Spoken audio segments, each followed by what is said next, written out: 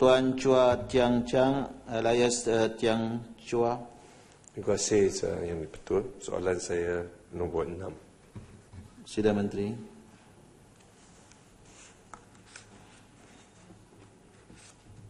Terima kasih. Bismillahirrahmanirrahim. Assalamualaikum warahmatullahi wabarakatuh.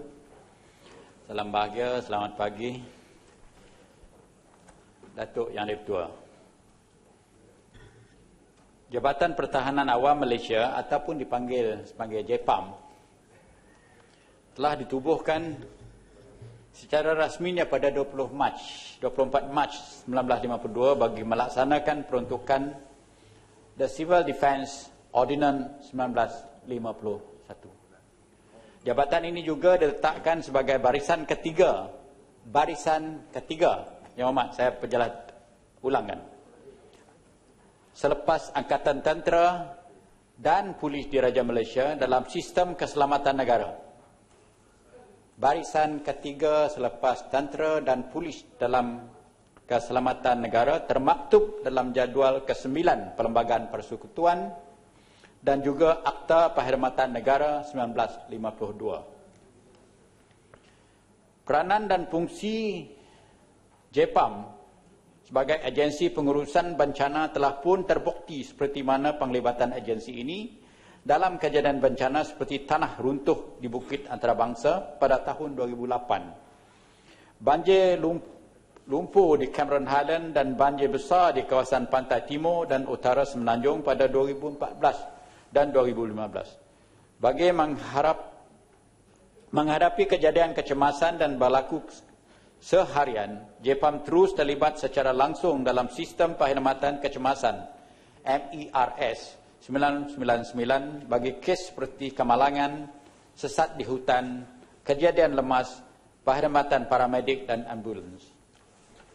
Situasi keselamatan awam dan kompleksiti bencana yang berlaku kebelakang ini menyebabkan kementerian berpandangan bahawa perlunya Jabatan Pertahanan Awam ini diperkasakan dari aspek struktur organisasi, kelengkapan aset, logistik dan infrastruktur, serta perluasan daerah operasi.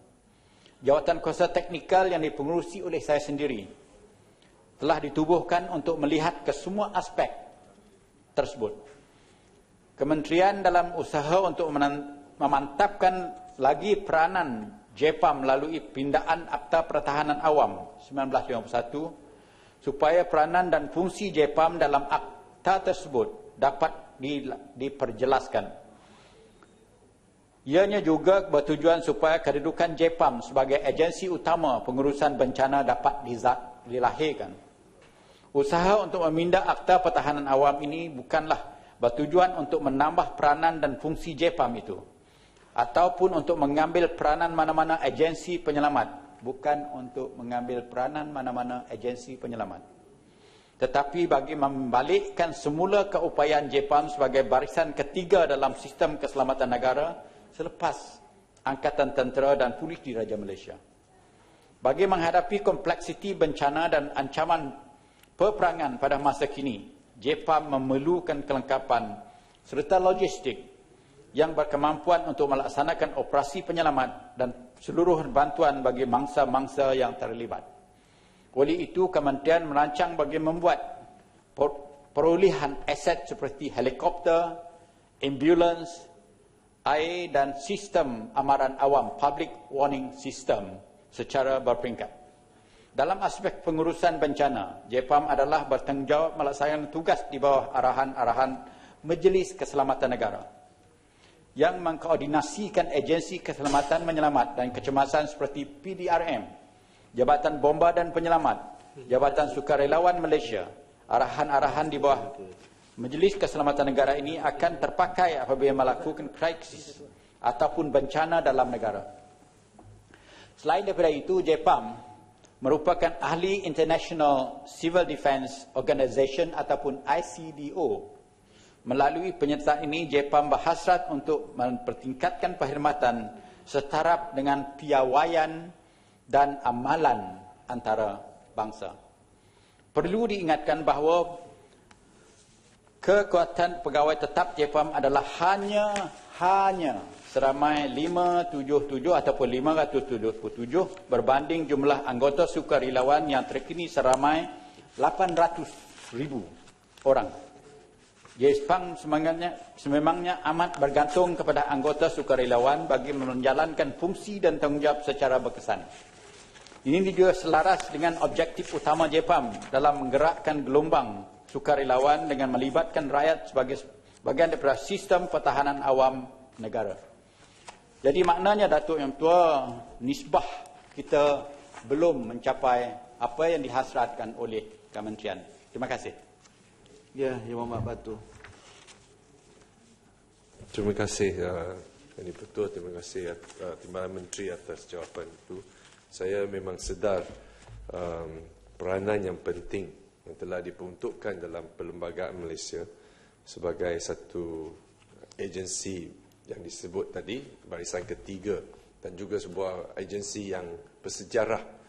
Yang ini yang saya ingin dapat tahu secara praktikalnya, bilakah aset-aset dan perbelanjaan yang akan diperuntukkan kepada Jepam ini akan dilaksanakan. Kerana baru-baru ini memang aduan daripada sukarelawan Jepam ialah perlengkapan mereka tidak mencukupi, yang ini sedikit sebanyak telah menyekat keberkesanan mereka dalam bencana. Saya juga ingin dapat tahu bahawa dari segi allowance kepada sukarelawan dan juga peranan untuk menyediakan orang ramai, kerana salah satu yang telah difungsi daripada Jepam ialah juga melibatkan orang awam untuk menyediakan masyarakat berhadapan dengan bencana atau peperangan. Dan saya ingin tahu sama ada peruntukan yang mencukupi supaya mereka juga boleh memainkan peranan selain daripada melibatkan 800,000 sukarelawan, tetapi juga orang awam yang biasa dalam untuk menghadapi kecemasan. Akhir sekali saya juga ingin dapat sedikit penjelasan tentang standard operation procedure yang akan dipertugaskan kepada Jepam semasa banjir, di mana adakah mereka hanya setakat diarah untuk melakukan menyelamatkan mangsa, atau mereka juga diperanankan untuk mengkoordinasikan operasi penyelamatan. Sekian, terima kasih. Ya, ada 3 soalan gabungan. Minta maaf dan ampun Datuk Yang Tua, 4 soalan. Ya, silakan. Yang pertama, bila aset ini boleh dilengkapkan? Jadi Datuk Yang Tua, yang pertama saya ingin menjelaskan bahawa dalam jawatankuasa yang saya pengurusi, kita masih buat kajian dan peringkat yang terakhir, dan insya-Allah apabila siap nanti dalam masa yang terdekat, kita akan buat penjelasan dan presentasi kepada pihak kerajaan supaya perkara ini diperjelaskan dengan sejelas-jelasnya, khususnya berhubung dengan kedudukan Jepam itu sebagai pertahanan yang ketiga apabila berlakunya satu malapetaka besar ataupun peperangan di negara ini. Kerana asasnya dahulu penubuhan Jepam ini di negara maju, khususnya di England yang kita bermodalkan, dan sekarang telah diambil sebagai satu model antara bangsa, bahawa dia berbangkit daripada persoalan apa akan berlaku kepada masyarakat umum apabila berlaku peperangan. Jadi kita jangan teragak-agak bila tiba masanya nanti kita mengetahui apa tentera buat berperang, apa polis buat menyelidikkan semua perkara-perkara jenayah dan sebagainya, dan mempertahankan pertahanan anggota dan nyawa masyarakat umum. Yang ketiga, apa Jepam buat? Ini must be spelled out very very clearly. Kerajaan mesti mengetahui apa perlembagaan kita sebut. Terima kasih. Yang kedua, allowance. allowance ini Datuk Yang Ketua sebenarnya kita selaraskan dengan semua pihak. Sebab banyak anggota-anggota lain macam rela dan sebagainya, kita selaraskan dengan pihak rela allowance yang diberi kepada JPAM. Hanya perbezaannya ialah JPAM ini banyak anak-anak muda lepasan universiti ataupun masih menuntut di universiti menjadi sukarelawan. Hingga sekarang ini kita telah melatih sebanyak 2 juta rakyat Malaysia telah diberi pendedahan ilmu pertahanan awam sejak 1990. Jadi dalam keadaan demikian, sukarelawan kita banyak di tahap yang amat tinggi pendidikan dan pengkajian mereka dan pengetahuan mereka. Jadi ini akan kita teruskan kerana tujuan kita ialah sekurang-kurangnya 10% daripada rakyat Malaysia mesti mengetahui, sekurang-kurangnya mengetahui ilmu berhubung dengan pertahanan awam. Dan yang kedua sudah dijawab bersama dengan tu tadi, allowance dan orang awam dan SOP. Datuk Yang Tua, saya memang mengucap terima kasih kepada Yang Berhormat Batu kerana soalan yang amat strategik, kerana dia dalam kajian kita. SOP ini juga bersama dengan kajian yang saya buat untuk melihat semula kalau aset-aset ni dapat kita pinta daripada pihak kerajaan, dapat diberi oleh pihak kerajaan, insya-Allah SOP ini akan dibuat. Saya akan maklumkan satu, Datuk Yang Tua. Kalau di Germany umpamanya, yang saya baru balik daripada Germany melihat sendiri, di Germany ada peraturan dan perundangan yang disebutkan apabila kita menerima satu mesej ataupun maklumat berhubung dengan malapetaka berlaku, which in 15 minutes you must sampai ke tempat berlaku tersebut. Tak kisah sama dia berlaku kemalangan jalan raya, kehilangan dalam hutan, ataupun kebakaran yang besar-besaran, ataupun karam di lautan. Dalam masa 15 minit, orang yang mengendalikan Jabatan Pertahanan Awam ini, ataupun pihak polis, ataupun tentera, ataupun kebakaran macam bomba, mesti sampai ke tempat itu di bawah undang-undang mereka. Dan undang-undang ini mengatakan bahawa ada kajian telah dibuat, pihak yang luka, sakit atau sebagainya perlu dikejarkan ke hospital dalam masa 15 minit. Sebabnya kalau lama lagi dia tu, kos untuk pulihan dia akan meningkat. Dan kajian ini amat terperinci sekali daripada cost and effect berhubung dengan injury dan sebagainya.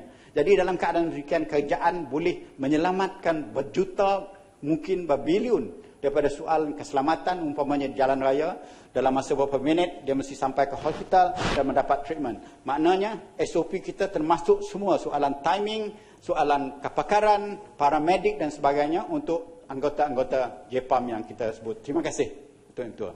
Ya, Jerlun. Terima kasih Yang Berhormat Datuk Speaker.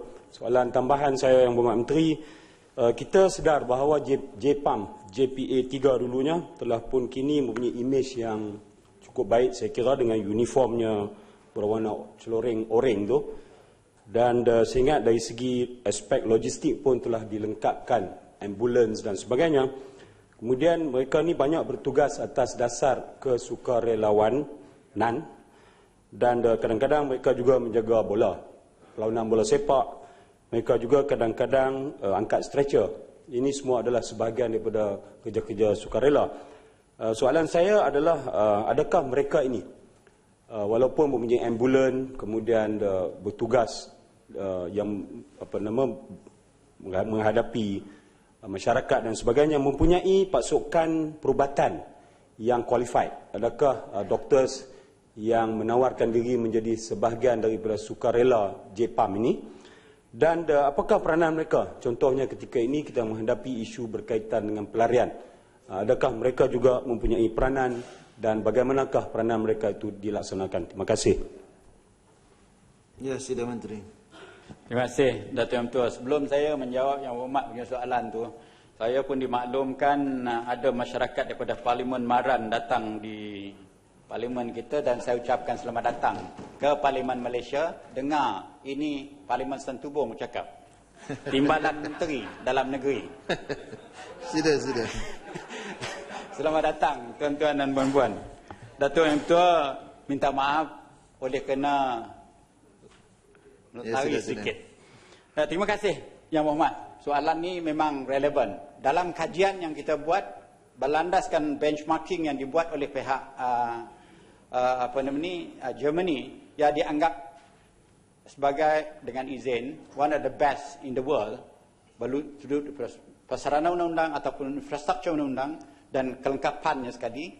Bahkan kita melihat bukan saja daripada sudut doktor, paramedik dan pihak-pihak yang berkepakaran khusus dalam sudut ini, Datuk Yang Ketua, kita juga melihat kan air ambulance yang kita sebutkan, iaitu saya dah pergi ke Airbus untuk melihat sendiri air ambulance ni, yang mana helikopter yang boleh di-convert, iaitu C-145, yang boleh di-convert dalam masa 10 minit oleh pihak pakar, daripada bawa passenger kepada menjadi air ambulance yang boleh diguna multi-purpose.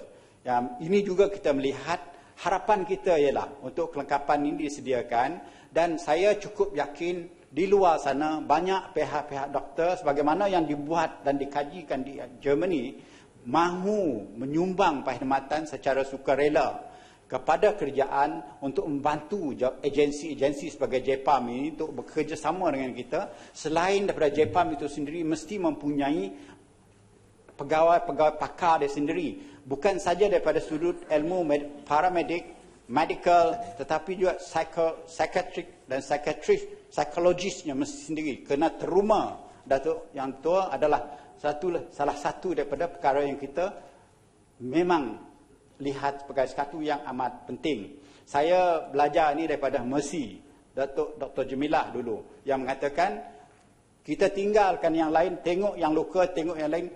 Ini yang kena trauma ni, mungkin tak ada luka dalam badan dia, tetapi hati dia terluka, ni kena jaga juga. Jadi dalam kajian saya memang melibatkan ini, Datuk Yang Tua. Terima kasih, Muhammad.